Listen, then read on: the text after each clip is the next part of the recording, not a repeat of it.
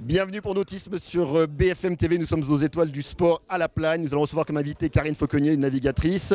Nous irons également du côté du Vieux-Port de Marseille. Mais tout de suite, j'ai à mes côtés Benoît Eken, l'un des deux organisateurs des étoiles du sport avec Sébastien Foucras.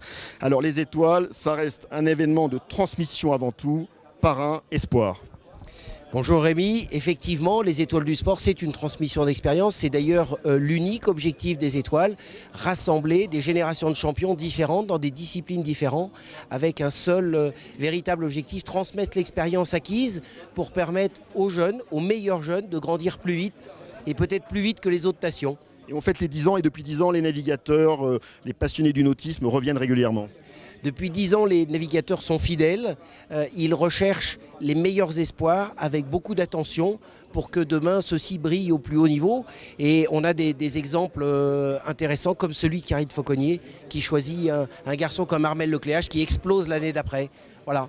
Un grand merci Benoît. Je vous emmène tout de suite retrouver toute l'actualité du nautisme. Et elle est très riche, notamment avec la Transat B2B Back to Brittany.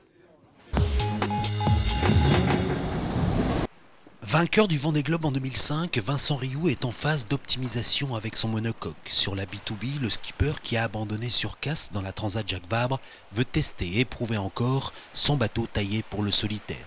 Mon bateau, c'est un bateau que j'ai voulu très simple, très léger, voilà. Et puis on va essayer de l'axer à fond sur la fiabilité. C'était vraiment l'objectif de mon partenaire, donc on a fait un choix commun de dire, voilà, même si on est handicapé dans d'autres types d'épreuves, dans d'autres situations, on fait un bateau spécial Vendée Globe. C'est ça sa particularité. Autre particularité, Vincent Rioux sera en novembre prochain le seul vainqueur au départ et tentera d'offrir un 3e succès sur l'épreuve à son partenaire. Voilà, on se retrouve avec notre invitée Karine Fauconnier, toujours aux étoiles du sport à La Plagne. Karine, merci d'être avec nous. Alors, vous êtes une fidèle des étoiles. Déjà, le principe des étoiles, la transmission du savoir, ça reste quelque chose qui vous plaît?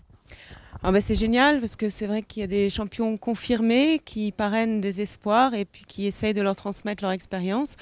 Moi, j'avais eu la chance d'être invitée il y a 10 ans et j'avais eu comme espoir Armel Lecléache qui, l'année d'après, avait gagné le Figaro et qui avait été à nouveau invité en tant que champion.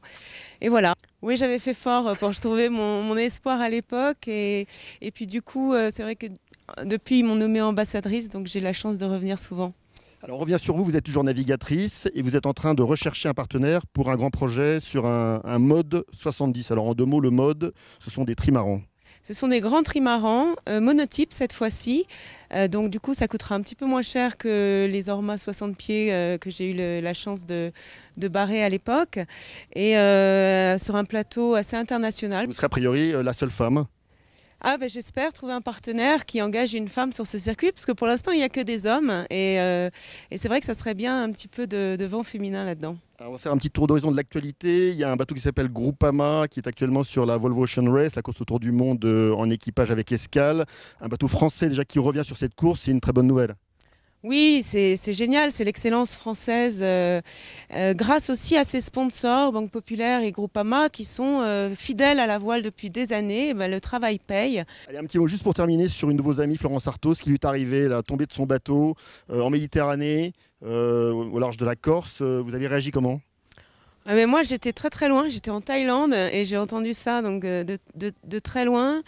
Moi, j'étais bien sûr très soulagée qu'on la retrouve. Et puis, c'est un truc un peu un miracle. C'est génial. Elle a respecté la mer, donc la mer l'a respectée.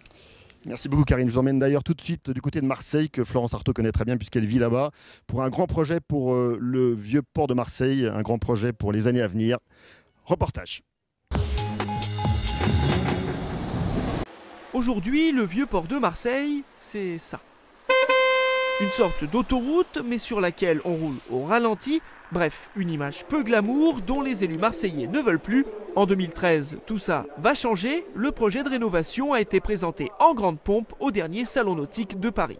Nous allons réduire la part de la voiture de 50% sur le Vieux-Port au profit des transports en commun et des bons de double circulation. Nous aurons un espace apaisé, nous aurons une des plus grandes places piétonnes d'Europe, dont le piéton va reprendre le droit de cité sur le Vieux-Port. Le slogan que nous avons choisi, c'est le Vieux-Port, on s'y retrouve. Effectivement, c'est une agora urbaine où les gens vont se retrouver.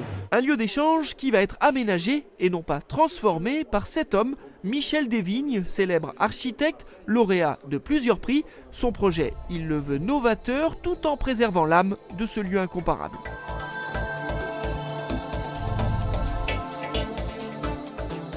Il y a une très forte appropriation de cet espace. L'activité nautique est là. Les Marseillais ont une présence très très forte dans leur ville. Donc il ne s'agit pas tout d'un coup, on nous a alerté sur le risque d'aseptiser cette ville. Donc ce n'est pas tout d'un coup une de ces grandes places génériques, internationalisées. Au contraire, c'est un mélange entre cette vie, cette authenticité et tout de même quand même une très grande surface ouverte à tous, qui aujourd'hui n'existe pas. Redonner sa place aux piétons et conserver telles quelles les activités nautiques, des changements plutôt bien accueillis chez les professionnels de la mer. Éric Daher navigue dans le Vieux-Port depuis son plus jeune âge. Ici, c'est donc un peu son jardin. Sortir du port de Marseille reste un moment fort, mais la magie se produit encore plus lorsqu'on y rentre. On arrive du large, c'est un espace libre et étendu, et au fur et à mesure de notre avancée, on rentre dans le port, on rentre dans la ville en bateau, à tel point qu'on peut même aller déposer des gens au métro avec le bateau, quoi. Donc c'est ce contraste-là aussi qui fait la magie. Cette magie, Hubert Poilroux pourrait vous en parler pendant des heures. Le Vieux-Port a toujours été un espèce de lieu scénique où on a monté de grandes fêtes populaires, de grands spectacles.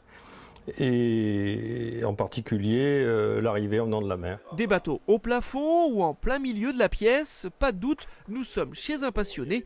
Il y a quelques années, notre personnage a même écrit un livre sur le sujet. C'est le pont à transbordeur.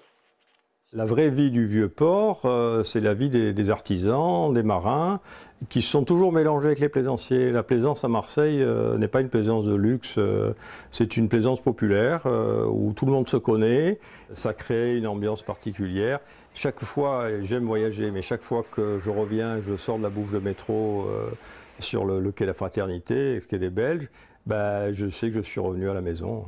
Capitale européenne de la culture en 2013, Marseille est en train de se parer de ses plus beaux habits et son joyau, il est là, en plein cœur de la ville, fort de ses 2600 ans d'histoire. Retour avec Clap de fin de nautisme, toujours sur BFM TV, toujours aux Étoiles du Sport à la Plagne sous la neige avec l'autre organisateur des Étoiles, Sébastien Foucras. Alors on fête les 10 ans, c'est 10 ans de bonheur avec beaucoup de marins et d'amoureux des sports nautiques. Oui, tout à fait, 10 ans de bonheur, une certaine forme d'accomplissement, d'aboutissement, mais aussi le point de départ des 10 prochaines années. En 10 ans, on a vu beaucoup de navigateurs, des gens de la glisse qui sont venus.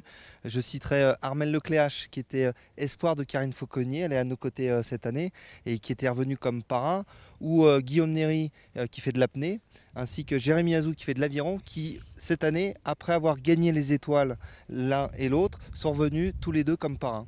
Donc on peut imaginer que sur les 10 prochaines années, on ait aussi beaucoup d'espoir qui reviennent comme parrains. Allez, un grand merci Sébastien, il neige énormément. Et nous, on se retrouve très vite pour Nautisme sur BFM TV pour de nouvelles aventures. Au revoir.